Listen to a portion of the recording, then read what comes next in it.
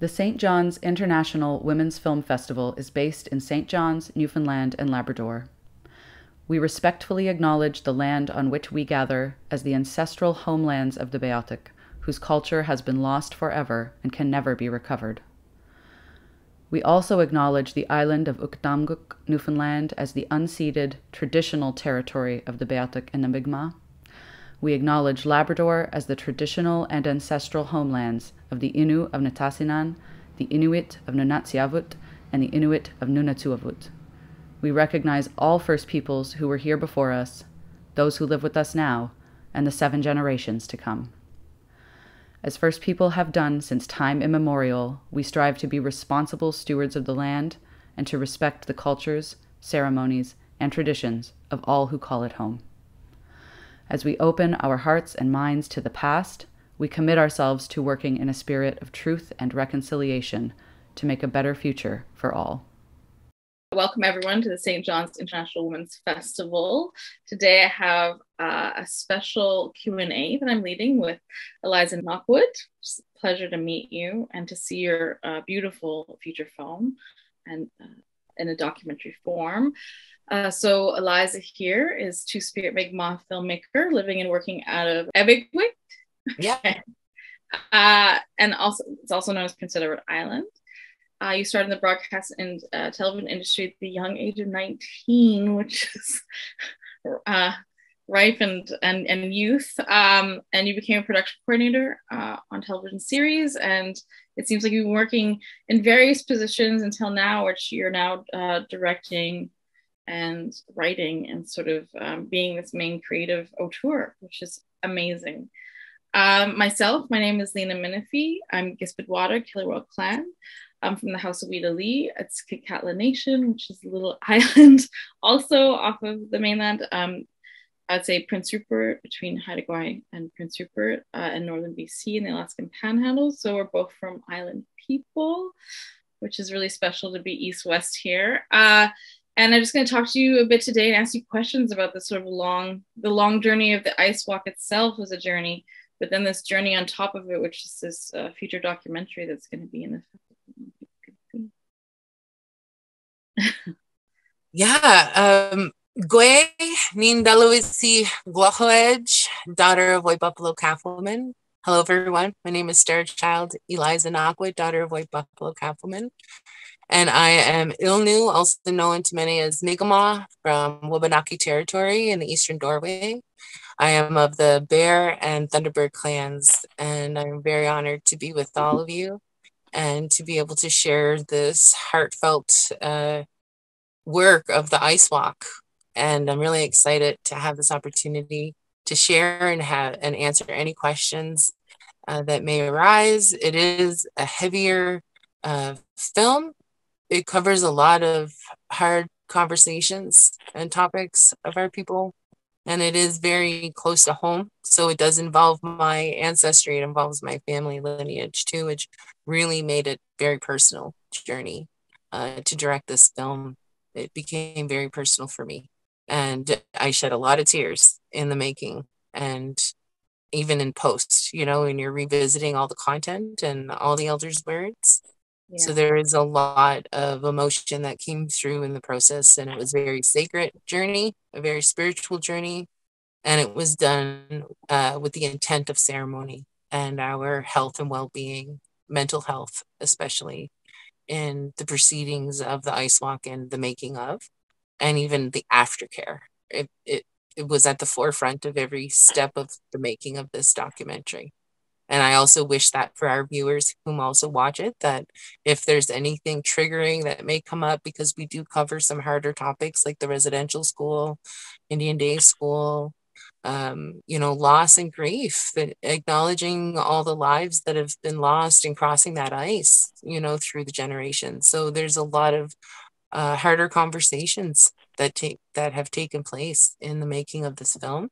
Yeah. And I encourage our audience and our viewers to be mindful of that. And if anything is triggering, for you to reach out to those supports that you need, So let's dig in.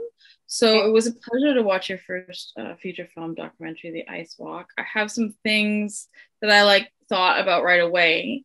but essentially we're going to start like, how did you become the director and the writer of this documentary, and how it sort of came to be in big broad strokes, because you're wearing a lot of hats, as you're wearing one now, but you're wearing a lot of hats throughout this project, both on your community side as well, you know, on the filming side. So how did it come to be?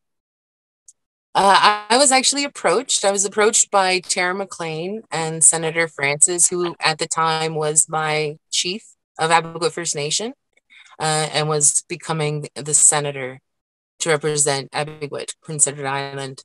I was approached and asked to direct the ice walk. And in the beginning, there were two other potential directors as well that were also approached at the same time. So the three of us were brought together. And it was in that very special meeting and unfolding that the two allied directors had chosen in that moment to step aside, and they really felt that it was really important for myself to direct this film because it is an Indigenous story, and they really felt the significance of having an Indigenous director to lead this production and write the story.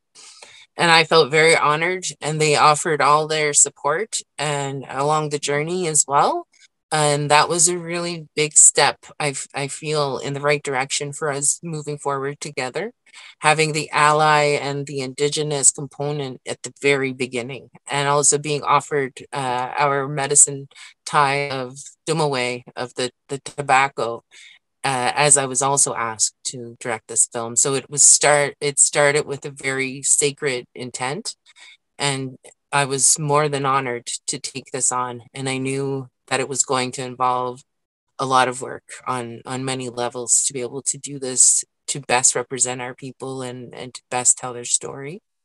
So that's how the journey began. And it was really formed off of a story between Senator Francis and singer-songwriter Tara McLean.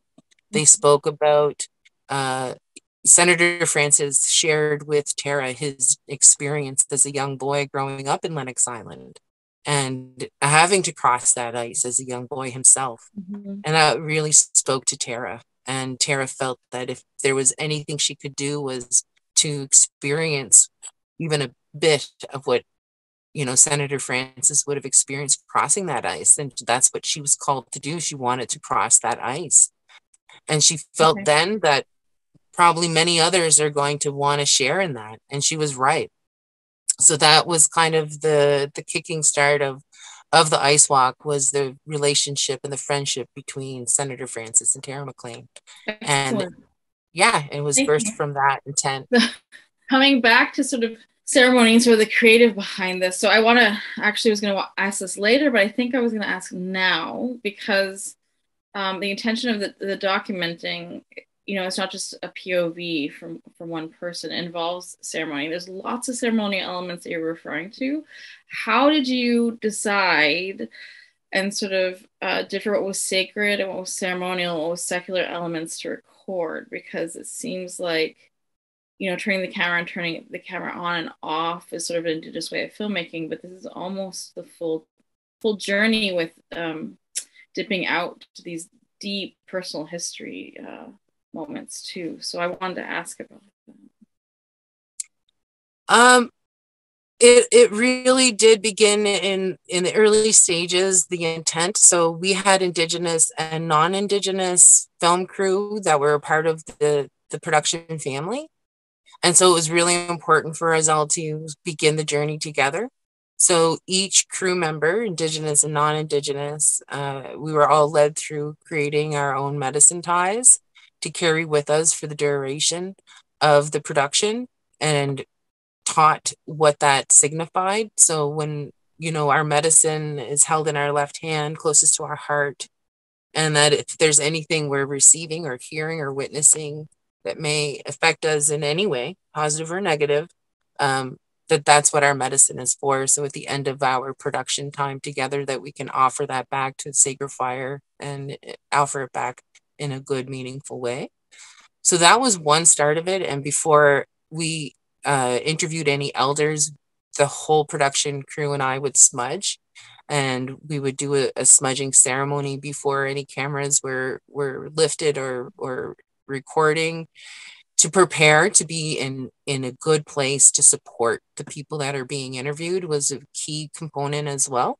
And then after every interview, before the crew went home, we smudged again and we had a time to reflect and ground. Because my crew is coming in, you know, I don't know what their journey was like coming to work. And I also want to ensure that they're grounded and ready to operate their motor vehicles and return to their families in a good way and to their loved ones. So those were really important components to being on our production set, was to take care of everyone, especially the crew and that are holding space, and for us to be able to hold space for those that are sharing their stories. And each person sharing their story we're also gifted with the medicine tie and given the mental health line and support as well, because we are taking them into a past place of remembering and ensuring that everyone was taken care of and knew that they had those resources. And we did due diligence in regards to ceremony.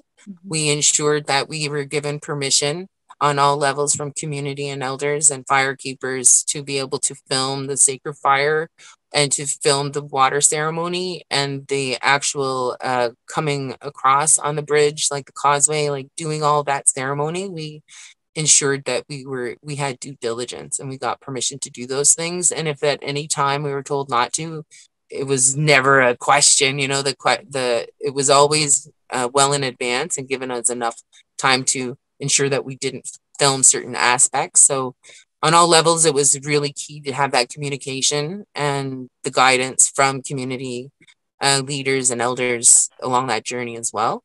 And also another key to telling the story was ensuring that we had Indigenous camera operators filming the elders and Indigenous crew. We had 100% Indigenous crew filming our elders. And that gives us a whole other level of experience. And that was really important to me as well. So for the event aspect of things, or the allyship, we had Indigenous, non-Indigenous crew. But for the elders, we had full-on Indigenous crew, which gave our elders a whole other level of respect and comfort. Yeah, that the was comfort really thing is important. huge. And just to be able to tell their stories there. And now getting into the sort of the stories that you decided, like as the director piecing together, you're not just sort of directing the camera, you're also, seems like it's written by you as well, like piecing it together.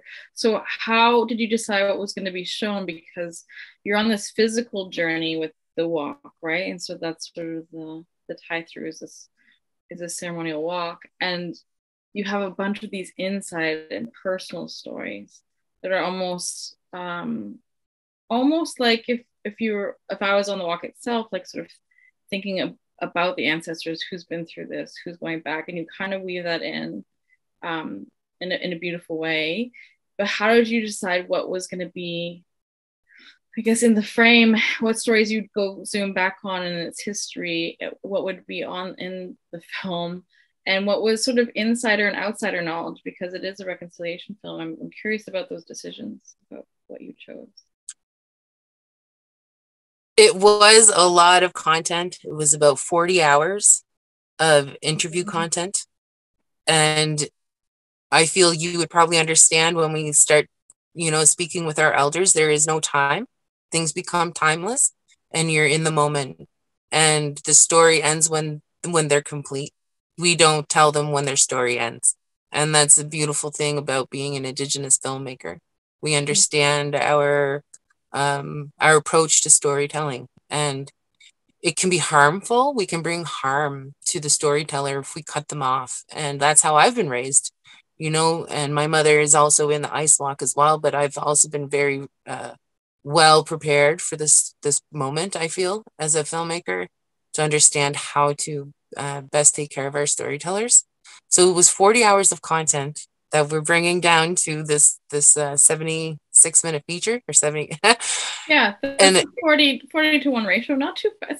It's pretty good. Yeah. It was a lot. And I was taught by a mentor of mine that the film and photography have the ability to capture the spirit of something, and that it's really important to honor that spirit, that essence that's being shared.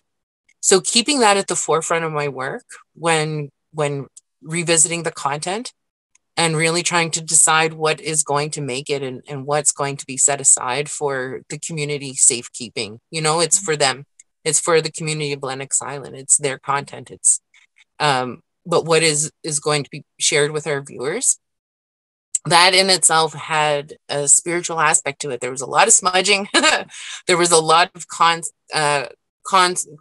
counseling with our elders and knowledge keepers to ensure that the story is staying on point.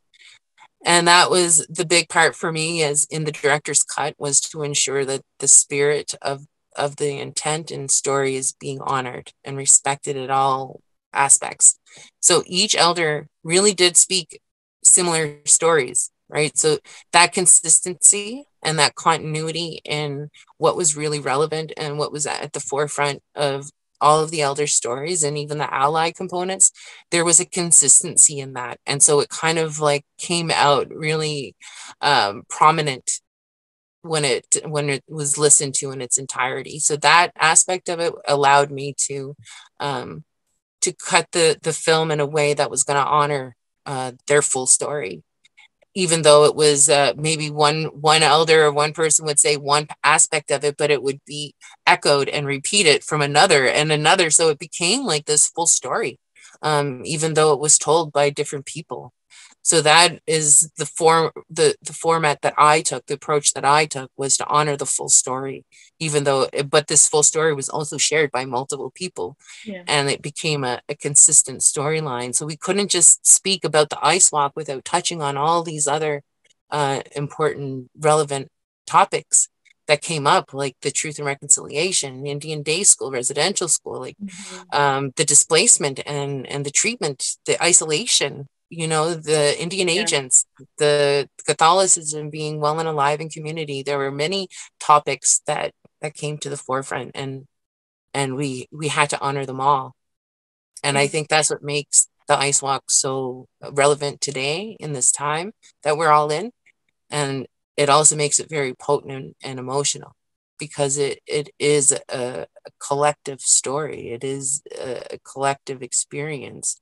And I think many of us Indigenous people are relating to this story, right? So I hope I answered your question. Yeah, there. you did. And sort of adding to it, you're almost saying that the elders acted as advisory to the film, and that there's all these other minutes, all these other hours, essentially, like 38 and a half, that are back with the nation. I want to talk a bit about how the nation was involved, because it says, you know, the nation is also responsible, I'm assuming, for the ice walk, and you can correct me if I'm wrong, but also the mainland people are responsible, hopefully, for coming together, right, to make this ice walk happen.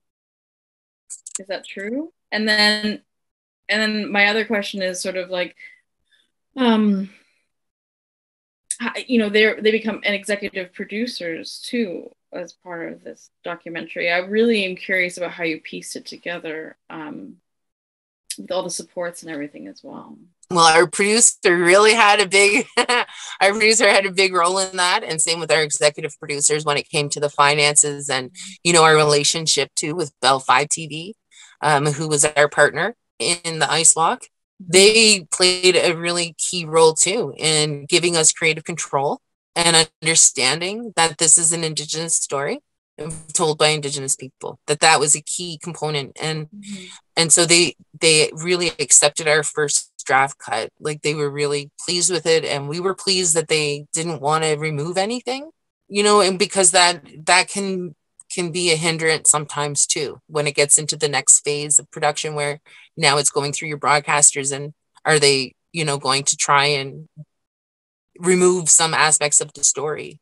And Bell 5 was a really great partner for that. They really respected and honored our process, and they allowed us to keep our story in its entirety, which I'm forever grateful for. You know, it's good practice to be able to do that, with those that, you know, from a minority status or anything of that capacity, that's a good relationship already started. So that was key for us there.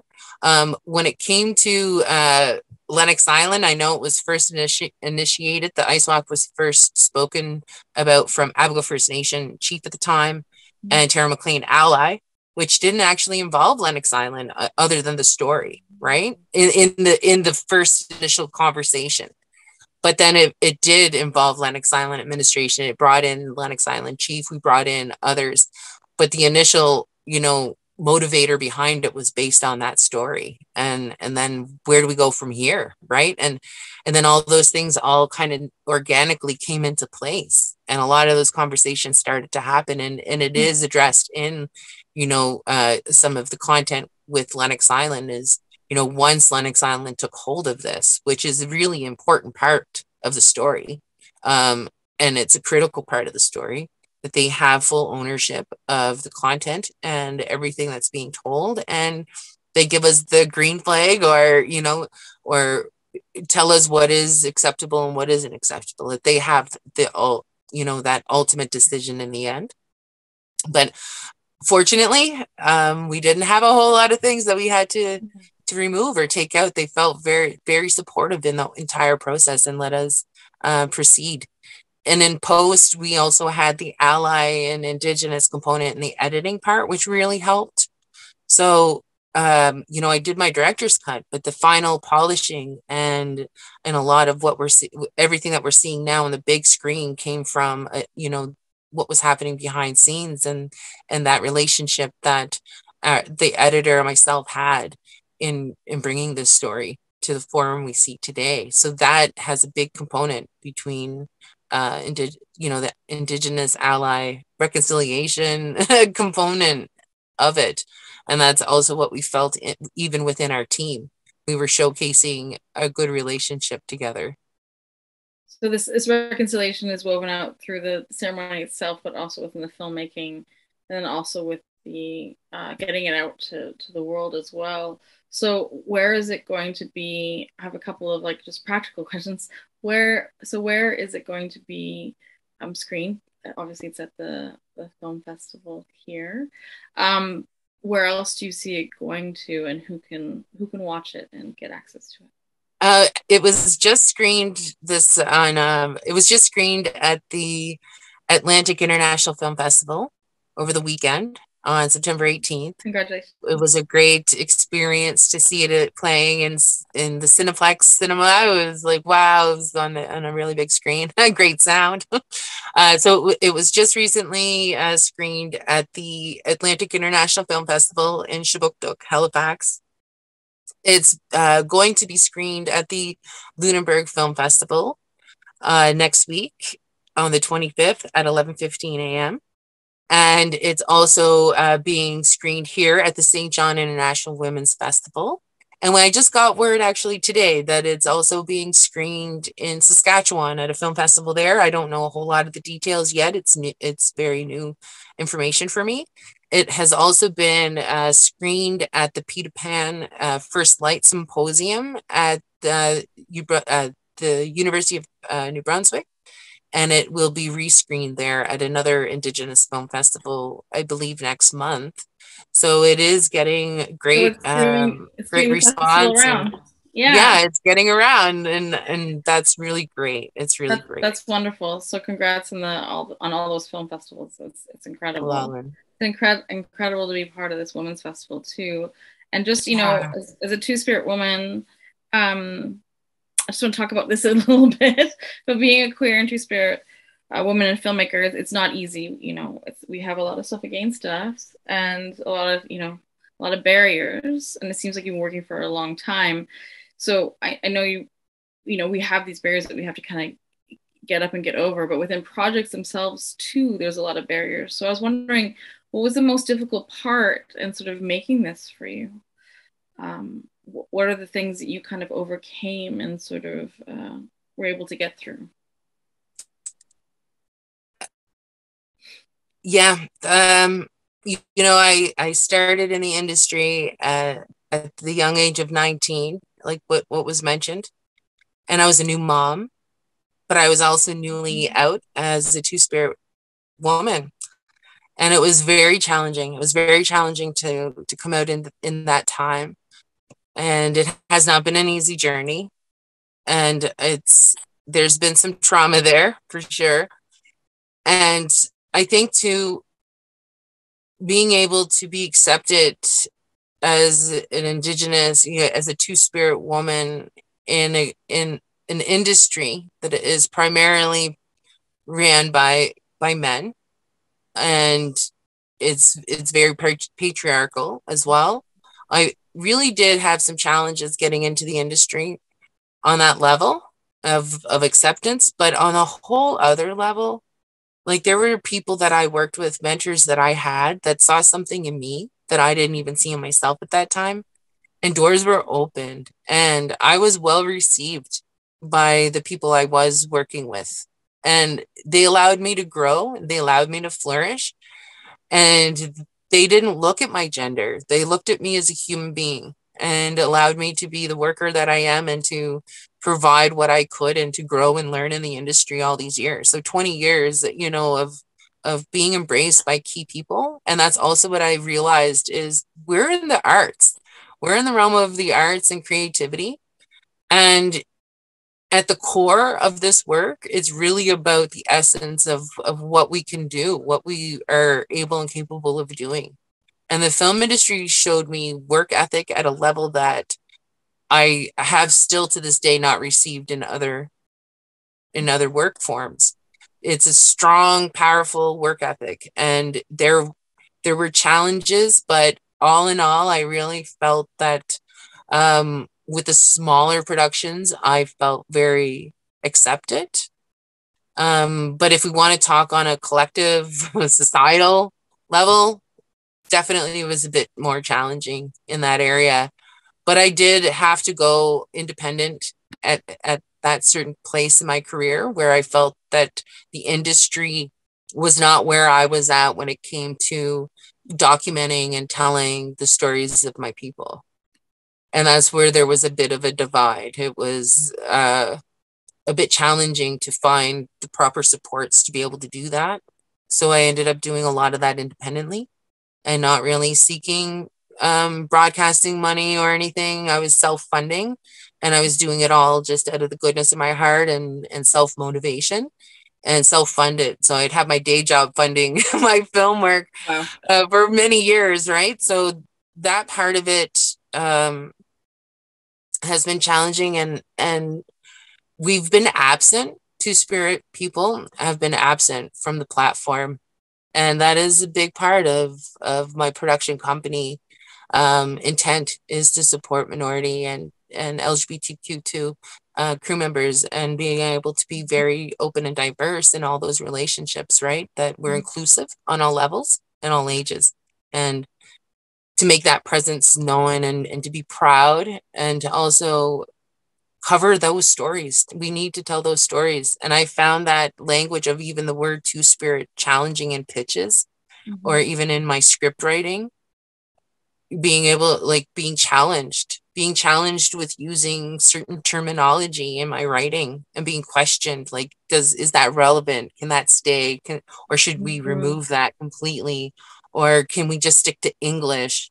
Or, instead of, because we, feedback of like, I find it kind of distracting, so trying to find an Indigenous space and a two-spirit space has been hard.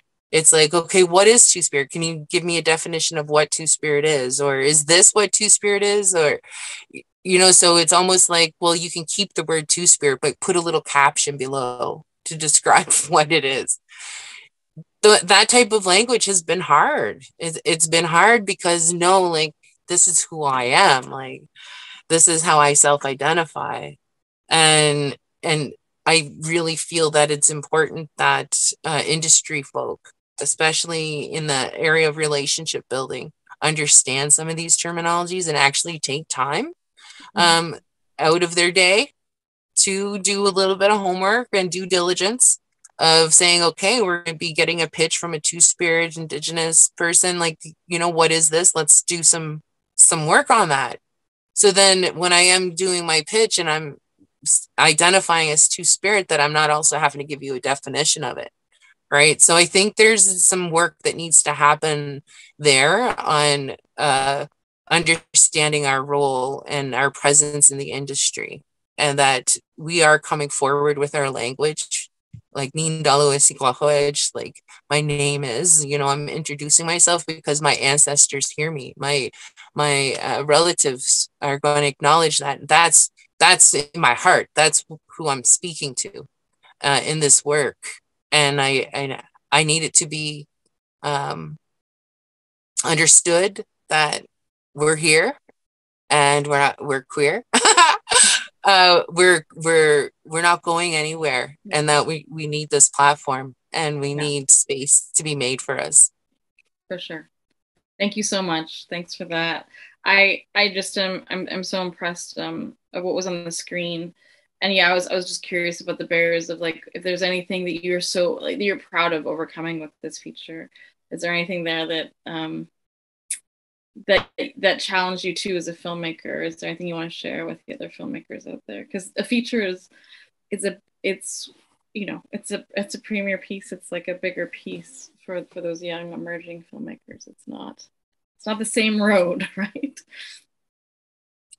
Yeah, I had some real challenges. I did. It was very emotional, and I sought a lot of therapy. Like, I have my own therapist and counselor that works with me, especially when I'm in production. Yeah. And that's a huge, big piece for me. I've realized through error and trial, my own mental health needed to be attended to. After hearing and absorbing so much of the stories of our people, there's trauma there, right? And so it is key for me to have a very supportive Indigenous therapist counselor on my team. And I sought that counseling at every level of the ice walk. There was many times I called my therapist and cried, and my therapist just held space for me to do that. And having someone to speak to that has the professional training to hear my stories or my experiences, not to just unpack on anybody. That was really important for me too, so I could be fully present for my crew and also for the elders and the story tellers. I needed to keep myself in a good space. And I cried a lot. Listening to the interviews in person, and I thought for sure there was something wrong with me. I called up my therapist, like, I can't stop crying when I'm, like, interviewing. It's so unprofessional, and I just feel really bad. Like, I can't stop these tears from coming, And my therapist really helped put light on that for me. It was, Eliza, when you first started coming to me, it was, you didn't have words for it, and now you're able to say, I'm being triggered, or I really felt triggered by this moment or by this story, or you're able to put names on it now. And for you to express your emotion in the moment is progress. That's not taking steps back, that's taking steps forward. And that tears are healing. And sometimes the people who are sharing their own life journey and stories are not in the position to even share those tears yet. So your tears are healing for them too, because it validates, what they're sharing. And I really felt different about that. After that, I really welcomed my tears in the moment, and I actually gave a lot of gratitude that they're able to flow and come out in those moments when I'm feeling them, not days or weeks or months later, but that I'm feeling them in the moment, and that those were relevant. Those were really important components of the journey. And I also encouraged my crew and everyone else to seek that support when need be, because even some of our crew members, like it said in the ice walk, one of our camera operators, who's also my first cousin, her father had died crossing the ice. And that was my uncle too, right? My Uncle George. So it was really close to home. And even another one of our crew members heard a story about a family member who fell through the ice, who he didn't know prior to that. So he was hearing that story for the very first time while working on set, right? So there were those moments that were hard. There were those moments offset where we held each other and we cried. Right. And then even now I feel the emotion, because those are moments I feel we've been healing our people on deep ancestral levels. And I even feel this will be carried through to the future generations. So I think of my future grandchildren who have not arrived yet. And I feel that someday they will watch the ice walk and they will see this work and they will receive a clear understanding and wisdom from it. And that I think our elders should be so proud of themselves for being able to bring these stories out and help us, because we needed to break through this silence. We needed to bring out these stories. More and more need to happen. Like more of these stories need to come out, and we need to provide safe space to do that. And we need to have our allyship. We need to have our relationships, formed and brought forward in a good way. We need our allies to support us. We need our elders and our community members to be strong and to receive, the support that they need from, the larger population. This is what we need. We need to feel relevant in our journey and in our experience. And I think I have a lot of faith in humanity. And I feel that with knowledge, with information, people make the right choices and they do the right thing ultimately, and we do want to move forward in peace and friendship. And we are all treaty people. And we do want to honor the children's lives, like this, every child matters. This struck all people on all levels, on many levels, right? And it was a big wake up. And I think we're in a time now where we can share our stories. And I feel that the right people are coming together to help us do that in a good and meaningful, healthy way. So yeah, I feel we've healed on many levels. And I feel that there's still much more work to do. This is just the first stepping, like a first stepping stone, so to speak, I think, in the right direction. And I'm really hoping that our viewers and all those who participated are feeling that level of good medicine, of good energy, and of love and care, and that we can move forward together. Thank you.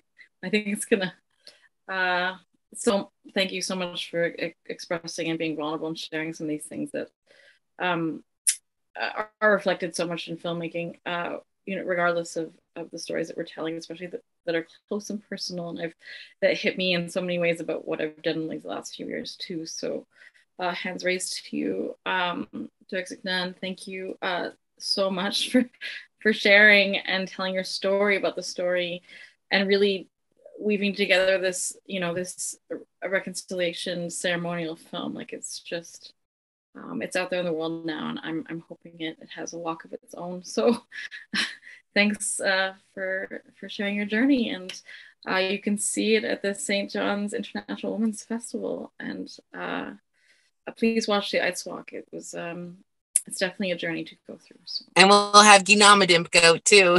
Yeah. That's the most recent production we just did over the summer. Ginamadimp, which means a time of acquiring learning. And that's your next project. That's your next after this. This is the one what we just finished wrapping on. And that's another Bell 5 TV partnership. Okay. So really grateful for that as well. It's a time of acquiring learning, and we kind of brought ourselves up to the ice walk was a bit heavy. And this one is adventurous, and yeah, there's some heavy stuff in it, but it's bringing our young adults out onto the land and onto the water, seeking knowledge from the elders. So they're paddling up to the elders' homes and they're getting knowledge, and they do a 24-hour survival challenge as a part of the story too. But what else is their challenge? How well is our environment to support our young people surviving off the land today? Okay. So get them a ticket. Yeah. So it's at the festival itself as well. No, you're just in post. You're in post right now. I'm just giving a little promo. It'll be broadcast, I believe, on Bell 5 TV in the new year. Oh, excellent. And maybe it'll do the maybe it'll get out there to other. Yeah. Yeah. Okay. Thank you, Eliza. Thanks. Thank you so much. Well, Alan, I appreciate you very much.